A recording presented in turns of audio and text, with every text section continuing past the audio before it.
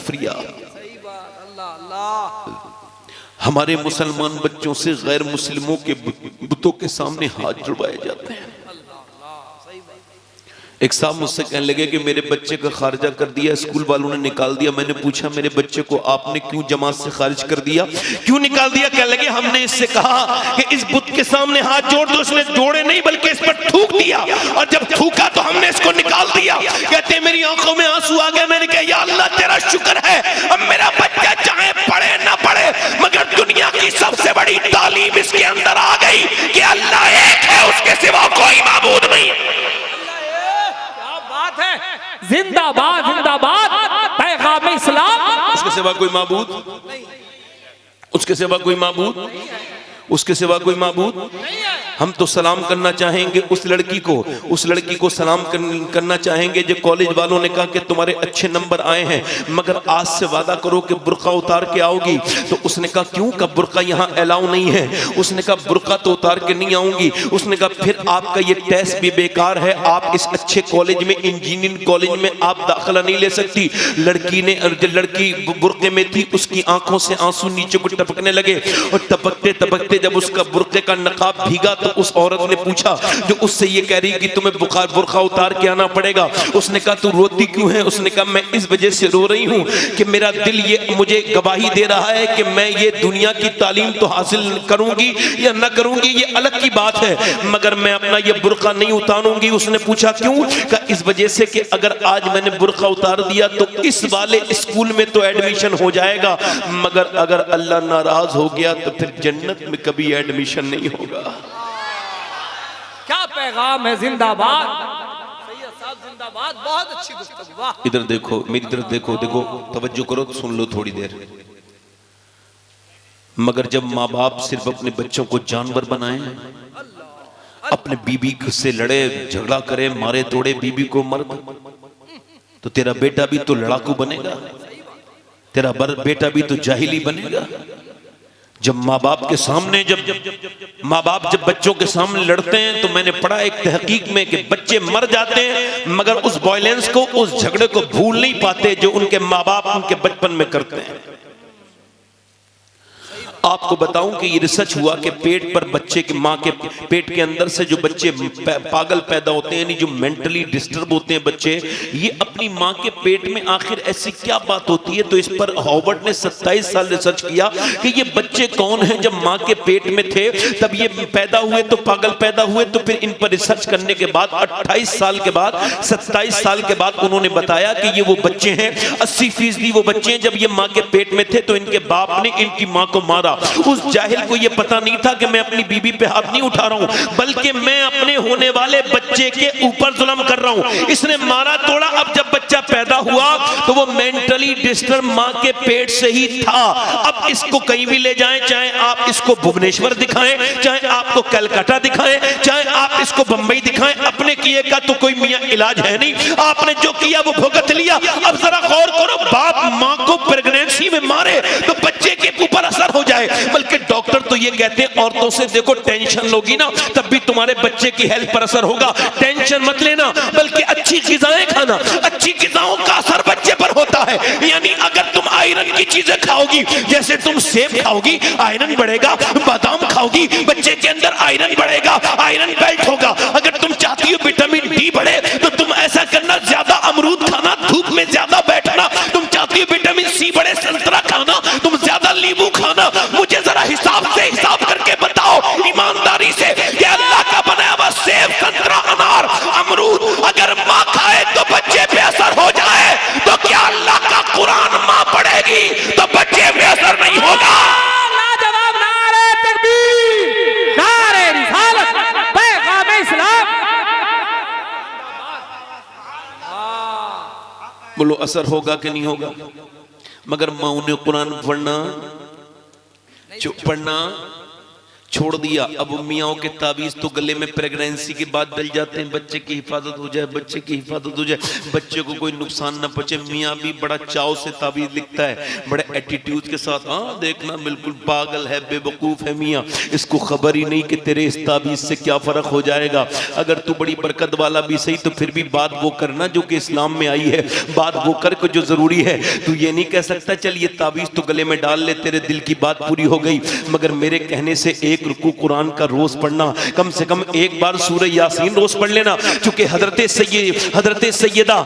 सैयदा राबिया बसरी के पास जब कोई औरत प्रेगनेंसी में आती थी तो राबिया उसके सामने रोने लगती थी, समझाते समझाते कहती थी देख अल्लाह ने तुझे अब उम्मीद दी है, अब झूठ मत बोलना।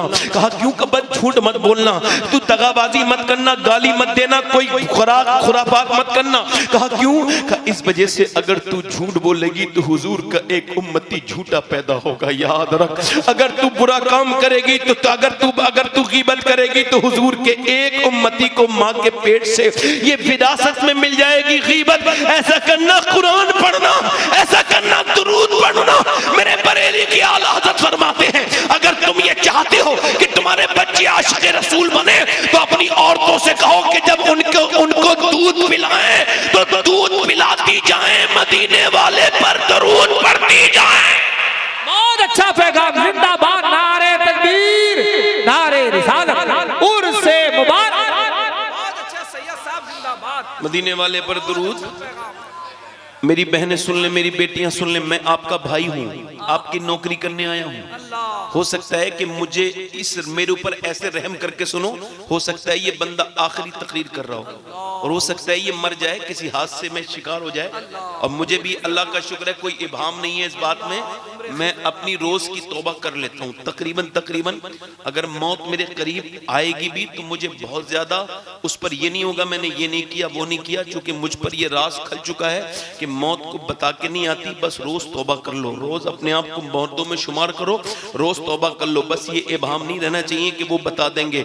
अपने दिल को ठीक करना है तो अपने आप को मुर्दों में शुमार करो। मैं अपनी बहनों से कहता हूँ मेरी बेटियों जरा सोचो तो कि तुम्हारे बच्चे अगर पैदा होने के बाद, हजरत राबिया बसरी कहती हैं कि औरतों की दुआएं सबसे ज्यादा तब कबूल होती हैं उस वक्त के जब वो माँ के पेट उनके पेटों में बच्चे होते हैं, जब वो अपने बच्चों को लेकर के दुआ करती है ना, हाथ उठाती है, अल्लाह देख मैं इस तकलीफ में मुब्तला हूँ, कैसे गम में मुब्तला हूँ, कैसा दर्द है मेरे ऊपर कि बच्चा मेरे पेट में है। मालिक मैं पाल रही हूँ, मुझसे सोने में दिक्कत है, मुझको बोलने में दिक्कत है, खाने में दिक्कत है।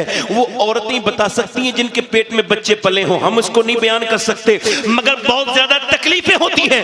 एक बच्चे को क्या पता कि उसकी माँ ने कितनी तकलीफें उठाई हैं पेट में के बाद, मगर वो फरमाती हैं, राबिया बसरी फरमाती हैं देख मैं तुझसे कहती हूँ कि अगर तुझको दुआ की जरूरत है, दुआ कबूल हो तो बस प्रेगनेंसी में बड़ी दुआएं कबूल होती हैं, यानी हमल के दौरान कि जब माँ हाथ उठा के कहती है अल्लाह, और दुआ क्या करना वो ये भी बताती थी, फरमाती थी ये दुआ कर अल्लाह जब तूने मुझे खुशी दिखाई है तो एक कर्म और करना कि इससे मुझे आखिरत में भी खुश कर देना, और फिर रो के कहना मालिक तूने औलाद दी है तो उसे जहन्नम से बचा लेना, मालिक मेरा बच्चा जहन्नमी ना हो। 10-10 साल के बच्चे जब मोबाइलों में गंदी तस्वीरें देखने लगे, जब 12-12 साल के बच्चे गंदी तस्वीरें देखें और उनको कोई डर न लगे, इसका मतलब है माँ ने पेट के अंदर से बहुत ज्यादा नाइंसाफी की है, माँ ने पेट के अंदर से इनकी तरबियत अच्छी नहीं की है, माँ ने इनको पेट के अंदर से बिगाड़ना चाहा है। ऐ मेरी बेटियों मेरी बहनों, मैं आपसे यही कहना चाहता हूँ अगर आपका ये लाल अगर आपका ट्रक के नीचे आए तो आप उसको बचा लेंगी, जहन्नम में जा रहा है तो नहीं बचाओगी, नहीं बचाओगी। एक बुजुर्ग कहते हैं मेरी माँ रोटी बना रही थी, मैं 10 साल का हो गया था, मेरा उस दिन यौम में पैदाइश था, मुझको खबर नहीं थी। 10 साल का बच्चा हो जाए तो हुक्म है कि सख्ती करो, नमाज के लिए ले जाओ। मेरी माँ बोली नमाज के लिए जा, मैं नहीं गया, फिर मेरी माँ बोली नमाज के लिए जा, मैं फिर नहीं गया, फिर मेरी माँ बोली नमाज के लिए जा, मैं फिर नहीं गया, मेरी माँ बोली जाता है कि नहीं जाता है, कहते हैं मैं कहाँ खेल में लगा था, खेल में लगा रहा, मगर मेरी माँ रोटी बना रही थी, उठी रोटियां गिर गई, जोर से चिमटा जब मारा तो मेरे अंदर घुस गया सर में और खून निकला बहुत, तो मैं हाथ जोड़ के डर गया, कांपना, अम्मा अब न मानना, अम्मा अब न मानना। कहते नमाजी तो बन गया, मगर जब माँ मरने वाली वाली थी तो मैंने शिकायत की, अम्मी तुझसे बड़ी मोहब्बत है, मगर एक दिन तूने मेरा सर फाड़ा था, मैं कितना छोटा था, तूने बहुत जोर से मेरे चिमटा मारा था, अगर तुझे और बात कहनी थी कह दी, मगर मुझे तुझसे बड़ी शिकायत है। तो मेरी माँ रोने लगी और मेरा हाथ पकड़ के बोली, मेरे लाल मुझे माफ कर दे मेरे बेटे, बात यह है कि मेरी उस नफरत में भी मोहब्बत छिपी हुई थी, इस वजह से मेरे लाल मुझ पे रोटी बनाना फर्ज नहीं था, तुझे नमाजी बनाना फर्ज था। क्या पैगाम है, जिंदाबाद। तवज्जो करो। जब हम बिल्कुल आवारा हो गए, हमने हुजूर की उम्मत बर्बाद कर दी, इनके अमाल बर्बाद कर दिए, हमारे अंदर से परहेजगारियां खत्म हो गई। मौला ए कायनात मौला अली, जरा जोर से बोलो सुभान अल्लाह। सुभान अल्लाह। मौला ए कायनात अली दुनिया का सबसे ताकतवर पहलवान, बेशक हक है, बोलो सुभान अल्लाह। ऐसा पहलवान कि जिसकी तलवार की जद में जब भी कोई काफिर आया तो या तो जहन्नम में गया या कलमा पढ़ के फिर मुसलमानी हो गया। अली इस्लाम में बस इस्लाम के दामन में बस इसके सिवा क्या है? एक ज़र्ब यदुल्लाही, एक सजदा शब्बीरी। इकबाल ने कहा, किसी ने पूछा मौला अली से, सुभान अल्लाह इतने बड़े पहलवान ने कौन सी वर्जिश करते हैं? आज ये वर्जिश नहीं करते लड़के, बॉडी बनाते हैं, मोटे तगड़े हो जाते हैं खूब, और फिर जब इनके ये हाथ पैर ऐसे हो जाते हैं, चलते हैं तो इंसानों की तरह नहीं चलते, ऐसे चलते हैं और अजीब से चलते हैं। अब वो जब वो छोड़ देते हैं ना जिम, तो वही आ जाते हैं, वही पेट बाहर, चूंकि खाते बहुत है ना तो फिर पेट बाहर। अच्छा, सुन्नत पेट के मामले में यही है, इसके सेहत के मामले में पेट आपका बाहर नहीं होना चाहिए, ये पेट सीने से नीचे होना चाहिए, ये सुन्नत है। इससे ज्यादा ये और इसके अलावा कोई मतलब नहीं है। आप कम खाएं, आपकी सेहत अच्छी रहेगी। मौला अली से पूछा, आप कौन सी वर्जिश करते हैं? अच्छा, औरतें भी आजकल वर्जिश कर रही हैं, अल्लाह अल्लाह। माज़अल्लाह मुसलमान लड़कियां जिमों में जा रही हैं, औरतें। मैं शर्म कर रहा हूं, वो अब उन तक वो तकरीर तो हमारी सुनेंगी नहीं, मगर अगर ये क्लिप